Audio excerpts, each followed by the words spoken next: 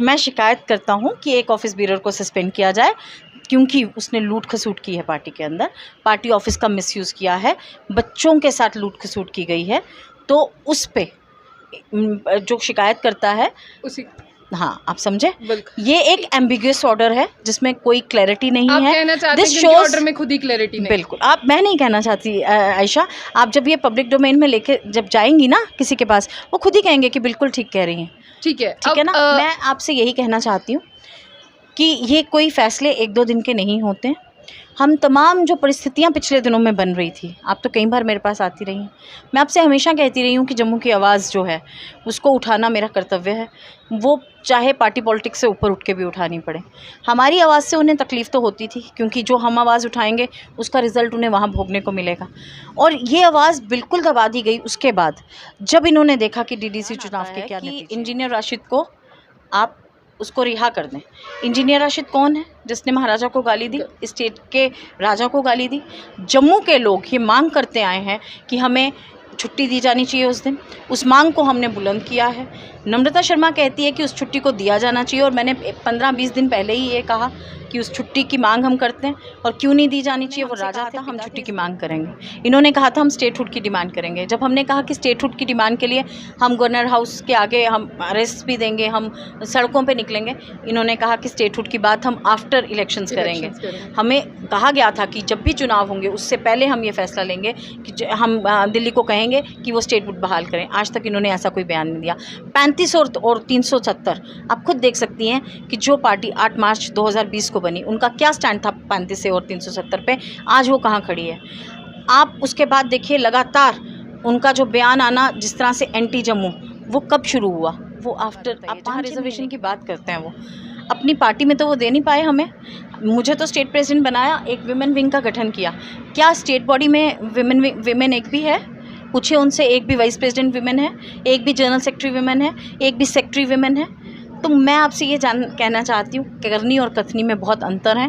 वो स्पष्ट रूप से तब सामने आए जब इनके ऐसे फैसले आने लगे। ये फैसले कि आज कहाँ जाना है, कल कहाँ जाना है, आयशा आप भी एक मीडिया के साथ रहती हैं, दूसरी जगह जाने का फैसला एक दिन का नहीं हुआ करता। जब हमें लगता है कि यहाँ रहने से हम अपनी बात ही नहीं कह पा रहे, जब हम लोगों की आवाज़ ही नहीं उठा पा रहे, जब हमारी आवाज़ को ही दबाया जा रहा है, जब हमें लगता है कि जो नैरेटिव हम लेके आए थे इस पार्टी में, वो इनका मंशा ही कुछ हो रहा है। ये इसलिए नहीं बोलना चाहते क्योंकि ये श्रीनगर तक किस पार्टी को ले जाना चाहते हैं, सिस्टर कंसर्न बनना चाहते हैं। तो नेचुरली हम जम्मू का कोई भी जो सेल्फ रिस्पेक्ट रखता होगा, जो जिसकी कॉन्शियस होगी जिंदा, हमने ये इशू टाइम पे रेज़ किए। जम्मू में तो उनका आना जाना ही बहुत कम है। प्रेस कॉन्फ्रेंसेस अभी हुई, दौरे जब हुए, हमने कहा कि क्या जम्मू के लीडर इस काबिल नहीं थे कि वो डोडा किश्तवाड़ जाते आपके साथ?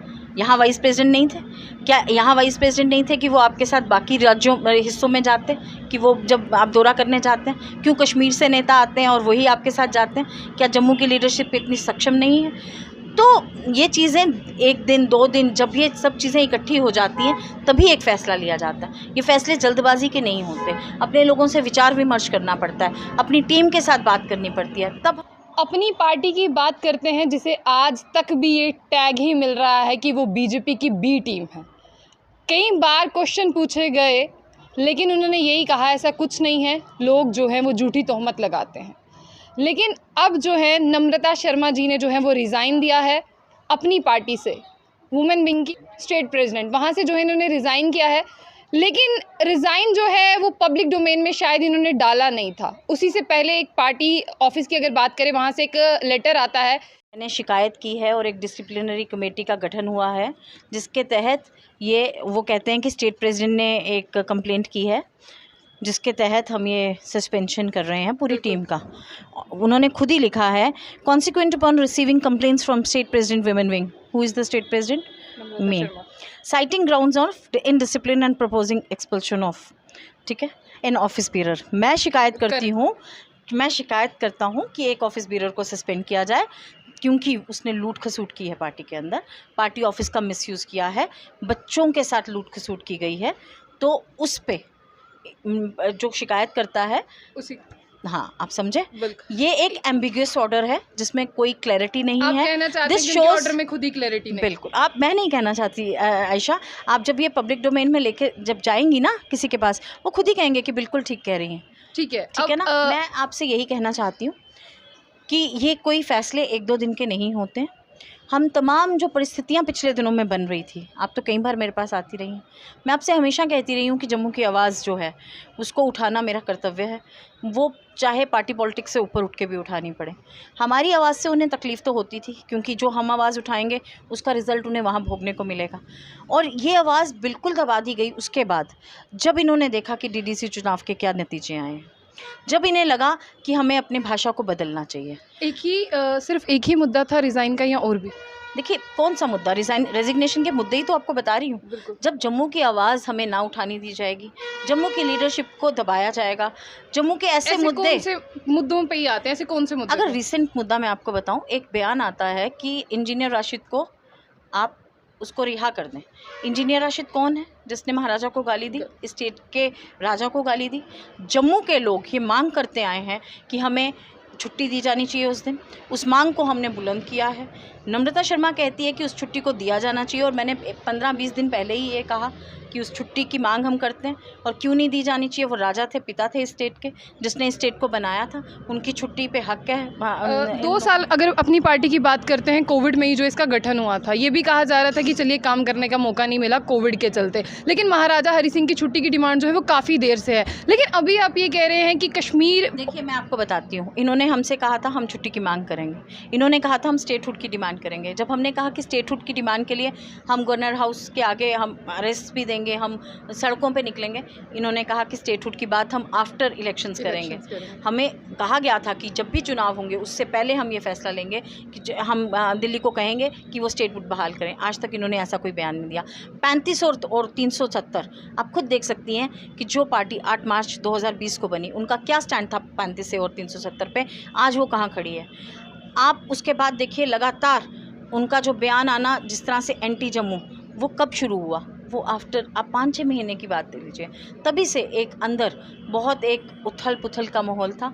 और हमें लग रहा था कहीं ना कहीं कि जम्मू की लीडरशिप के साथ कहीं ना कहीं, आप ये कहती हैं, अल्ताफ़ बुखारी जी से बात हुई थी, वो कहते हैं कि आपके जो कंधे हैं उन पर पूरी वुमेन विंग की जो है वो जिम्मेदारी है कि आपको आगे लेकर जाना है। और इलेक्शंस की बात करते हैं, वहाँ पर ये भी कहा जा रहा था कि रिजर्वेशन जो है वो बराबर की दी जाए, लेकिन वो तो कुछ और कहते हैं। आप मुझे एक बात बताइए, जहाँ रिजर्वेशन की बात करते हैं वो अपनी पार्टी में तो वो दे नहीं पाए हमें। मुझे तो स्टेट प्रेसिडेंट बनाया, एक विमेन विंग का गठन किया, क्या स्टेट बॉडी में विमेन एक भी है? पूछिए उनसे, एक भी वाइस प्रेसिडेंट विमेन है, एक भी जनरल सेक्रेटरी विमेन है, एक भी सेक्रेटरी विमेन है? तो मैं आपसे ये कहना चाहती हूँ, करनी और कथनी में बहुत अंतर है। वो स्पष्ट रूप से तब सामने आए जब इनके ऐसे फैसले आने लगे। ये फैसले कि आज कहाँ जाना है, कल कहाँ जाना है, आयशा आप भी एक मीडिया के साथ रहती हैं, दूसरी जगह जाने का फैसला एक दिन का नहीं हुआ करता। जब हमें लगता है कि यहाँ रहने से हम अपनी बात ही नहीं कह पा रहे, जब हम लोगों की आवाज़ ही नहीं उठा पा रहे, जब हमारी आवाज़ को ही दबाया जा रहा है, जब हमें लगता है कि जो नैरेटिव हम लेके आए थे इस पार्टी में, वो इनका मंशा ही कुछ हो रहा है। ये इसलिए नहीं बोलना चाहते क्योंकि ये श्रीनगर तक किस पार्टी को ले जाना चाहते हैं, सिस्टर कंसर्न बनना चाहते हैं। तो नेचुरली हम जम्मू का कोई भी जो सेल्फ रिस्पेक्ट रखता होगा, जो जिसकी कॉन्शियस होगी जिंदा, वो कभी भी नहीं रह सकता ऐसी बात। आपने एक बात कही थी कि जम्मू में जब प्रेस कॉन्फ्रेंस होती है, कश्मीर के ही लीडर्स आके उसे एड्रेस करते हैं, लेकिन ये इशू काफ़ी देर से चल रहे थे ना, फिर अभी रिज़ाइन क्यों? देखिए, हमने ये इशू टाइम पे रेज़ किए।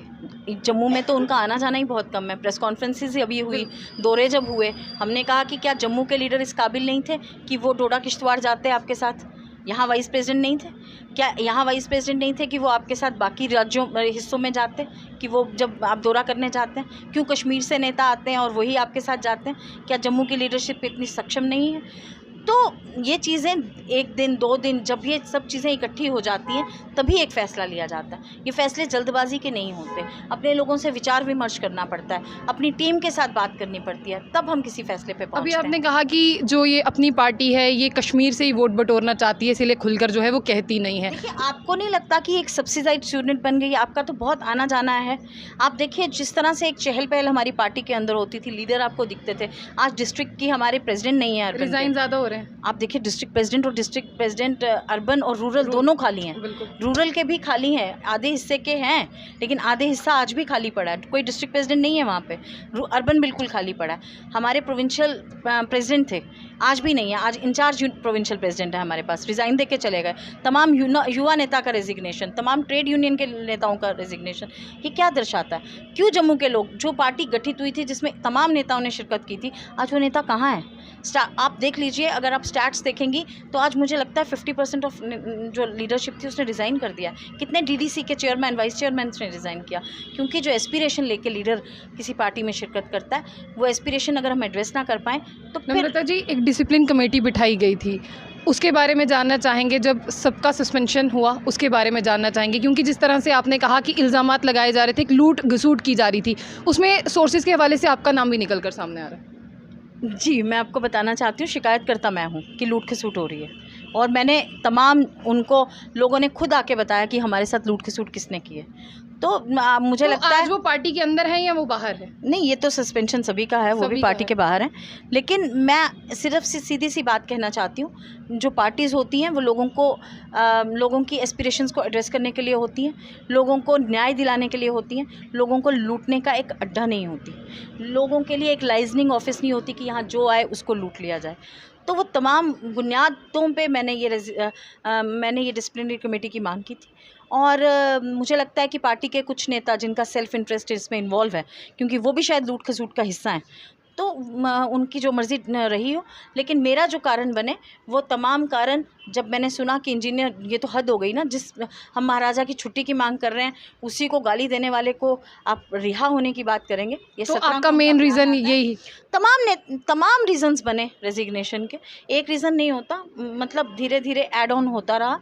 और यानी अब कहेंगी, अब तो आप उस पार्टी का हिस्सा नहीं है, अब कहेंगी कहीं ना कहीं वो जम्मू की बात नहीं करते थे और बीजेपी की बी टीम है जो उनके ऊपर थप्पा है।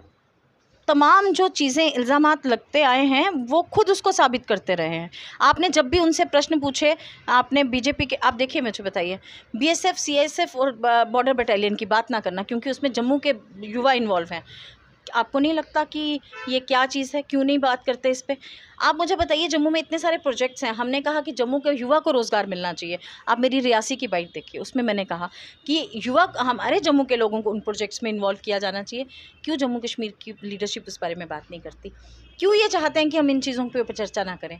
क्योंकि कहीं ना कहीं इन्हें लगता है कि अगर हमें 2-4 सीटें वहाँ से लेनी हैं तो हमें यहाँ चुप रहना होगा। तो अगर यहाँ चुप रहना होगा तो जम्मू के लोग, ये हम अन्याय कैसे कर सकते हैं जम्मू के तो लोगों से? आपके रिज़ाइन के बारे में अल्ताफ़ बुखारी जी को पता है?